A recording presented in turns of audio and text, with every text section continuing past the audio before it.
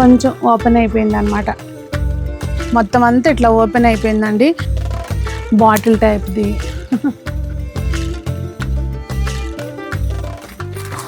తుంపడానికి కూడా అట్లా బలంగా ఉంది. చూద్దాం.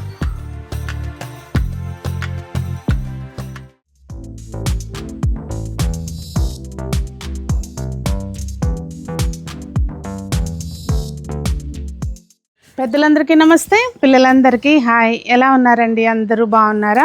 మేము చాలా బాగున్నాం. మీరు కూడా చాలా చాలా బాగున్నారని ఆశిస్తున్నాను. ఈరోజు వీడియో అయితే పండగకి వెళ్ళి వచ్చిన తర్వాత మిద్దె తోట ఎలా ఉందో చూసుకుంటూ, కొంత హార్వెస్ట్ ఉందండి. కొన్ని పాడైపోయినాయి, అంటే మనం లేట్గా కోసుకోవటం మూలంగా పాడైపోయినాయి. అవన్నీ ఏది ఎలా ఉన్నాయి ఏంటనేది చూపిస్తూ హార్వెస్ట్ చేసుకుందాము. నేను Sunitha, welcome to the Telugu housewife. ముందైతే కింద వంకాయ మొక్కలు పెట్టానండి. అవి ఇప్పుడే కాపుకొచ్చినాయి. ఇవి గ్రీన్ కాయలు అనమాట.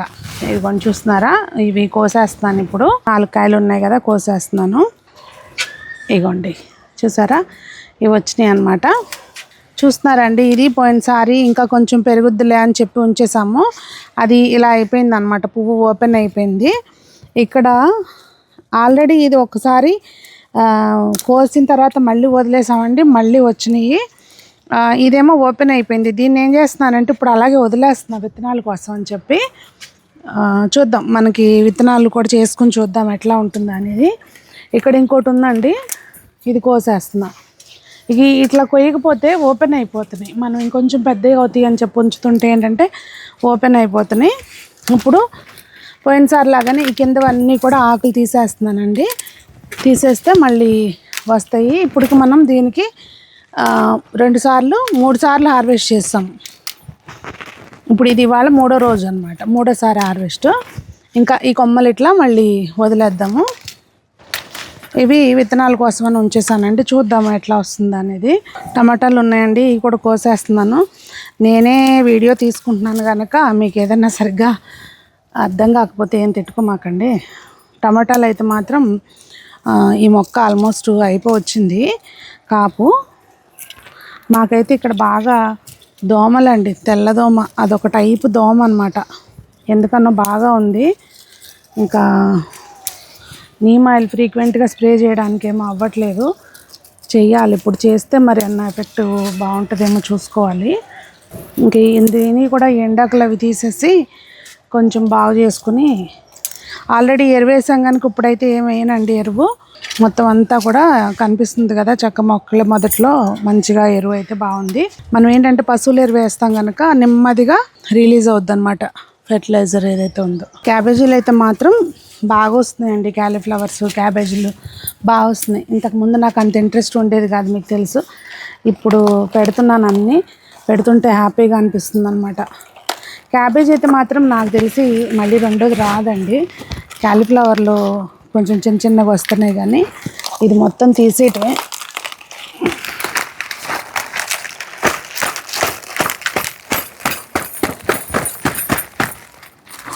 తుంపడానికి కూడా అట్లా బలంగా ఉంది. ఇదిగోండి ఇక్కడ బ్రోకోలీ ఉంది. యాక్చువల్గా ఇది ఇంకొక 4-3 రోజుల ముందు కొయ్యాల్సిందనమాట. లేట్ అయిపోయింది, కొంచెం ఓపెన్ అయిపోయింది అనమాట. ఇంక ఇది ఇట్లా ఫ్రిడ్జ్లో పెడితే ఇంకా అస్సలు బాగోట్లేదండి. దీన్ని ఇంక ఇవాళ తినేసేయాలి. ఇది కూడా అంతే, కొంచెం కింద వైపున ఇవన్నీ ఆకులు తీసేస్తే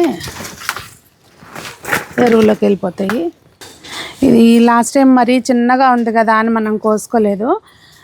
చూసారండి, పక్క నుంచి అంతా ఓపెన్ అయిపోయినాయి. ఇంక ఇది కూడా కోసేస్తున్నాను. కోసి చిన్నగా ఉంది, చూద్దాం మళ్ళీ వస్తుందేమో. మనకు పోయిందేం లేదు కదా, సైడ్ ఆకులు తీసేసి అలా వదిలేసి ఉంచుదాము.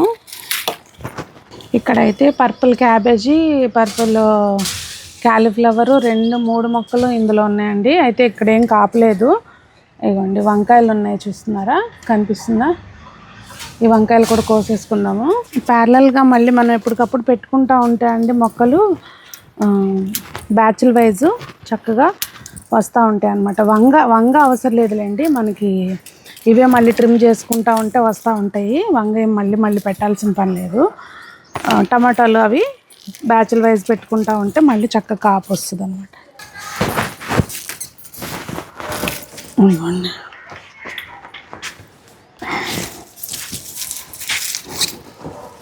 ఇవ్వండి చూసారా, ఇవి తర్వాత పెట్టుకున్న మొక్కలు అనమాట, టమాటా మొక్కలు. అవి మొత్తం అంతా ఇప్పుడు కాపు మీద ఉన్నాయి. ఇట్లా మనం బ్యాచ్ల వైజ్ పెట్టుకుంటే ఏంటంటే ఒకటి అయిపోయిన తర్వాత ఒకటి మళ్ళీ వస్తూ ఉంటాయి. ఈ టొమాటోలు తెలుసు కదండి, చూసారా ఎట్లా బాగుతుందో, ఎలా పోతుంది పైకి, ఎక్కడికి వెళ్ళిందో చూడండి. అది లైట్ పింక్ కలర్ వస్తాయి అన్నమాట పండితే. ఇవ్వండి ఇట్లా క్యాలీఫ్లవర్లకు వస్తాను మళ్ళీ ఇక్కడ. ఇందులో పశువుల ఎరువు వేస్తే ఏంటంటే మనకి ఇట్లా కలుపు బాగా వచ్చేస్తుందండి. సో మొక్కలతో పాటు కలుపు కూడా బాగా పెరుగుద్ది అనమాట. ఇదొకటే ప్రాబ్లం, చూసుకుంటూ ఉండాలి. చూసి ఎప్పుడప్పుడు తీసేస్తూ ఉంటే ప్రాబ్లం లేకుండా ఉంటుంది. ఇదిగోండి ఈ క్యాలీఫ్లవర్ చూసారా, పెరుగుద్ది కదా అని ఉంచాం కదా పోయినసారి, మొత్తం అంతా ఇట్లా ఓపెన్ అయిపోయిందండి. ఎలాగూ అది పాడైపోయింది కనుక ఇంక ఇప్పుడు దాన్ని అయితే హార్వెస్ట్ చేయట్లేదు, ఉంచేస్తున్నాను. మనకి విత్తనాలకైనా ఉంటుందండి. ఇక్కడ కూడా కొన్ని టమాటాలు ఉన్నాయండి, కోసేస్తున్నాను. టమాటాలు అయితే ఏదైనా ఇంతకుముందు వచ్చినన్ని అయితే లేవండి, ఇప్పుడు కోస్తే తక్కువే ఉన్నాయి. అంటే మన వరకు సరిపోతున్నాయి అనుకోండి, చాలట్లేదని కాదు. ఇంతకుముందు బాగా ఎక్కువ వచ్చాయి కదా, ఇప్పుడు అట్లా లేవు. చెర్రీ టమాటాలు ఉన్నాయి, ఇంకా అవి ప్రశాంతంగా కొయ్యాలి, అవి తర్వాత కోస్తాను. ఇవ్వండి ఎక్కడికక్కడ ఇట్లా గుత్తులు ఉన్నాయి, ఇవన్నీ కొయ్యాలి చూసుకుని. ఇదేమో పందిరి టమాటో, అవేమో చెర్రీ టమాటోస్. చంటి పిల్లలకి చేసినట్టు చేసుకుంటేనండి మొక్కలకి, ఎంత చేస్తే అంత, చేసుకున్న వాళ్ళకి చేసుకున్నంత అన్నట్టు. మనం ఎంత సేవ చేసుకుంటే అంత వీటికి. తోటకూర మొలిసింది, అబ్బా చాలా రోజులు అయిపోయింది తోటకూర లేదు అనుకుంటున్నాను. చక్కగా మొత్తం అంతా చాలా కుండీల్లో వచ్చేసింది తోటకూర అయితే.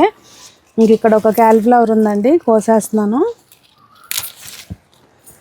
ఇదిగోండి కోసిన వాటికన్నిటికీ కూడా మళ్ళీ కింద వైపున ఆకులన్నీ తీసేస్తున్నానండి. చూద్దాం, ఏముంది, నష్టమేం రాలేదు కదా. లేదు మాకు పార్ట్స్ ఖాళీ లేవు అనుకుంటే కనుక అవి తీసేసి మళ్ళీ కొత్తవి ఫ్రెష్గా పెట్టేసుకోండి. అది మనకున్న ప్లేస్ని బట్టండి, ఇది ఇలాగే చెయ్యాలి అది అలాగే చెయ్యాలి అని ఏం లేదు రూలు. ఇంకొక 2 రోజుల ముందు హార్వెస్ట్ చేయాల్సింది వీటిని. ఇదిగోండి ఎంత బాగుంటాయో కదండి ఇలా అప్పటికప్పుడు కోస్తే. ఇవైతే మాత్రం చాలా వచ్చినాయి కనుక పచ్చడి చేస్తాను, క్యాలీఫ్లవర్ పచ్చడి. ఈ క్యాబేజీ కూడా కోసేస్తున్నానండి, పర్పుల్ క్యాబేజీ.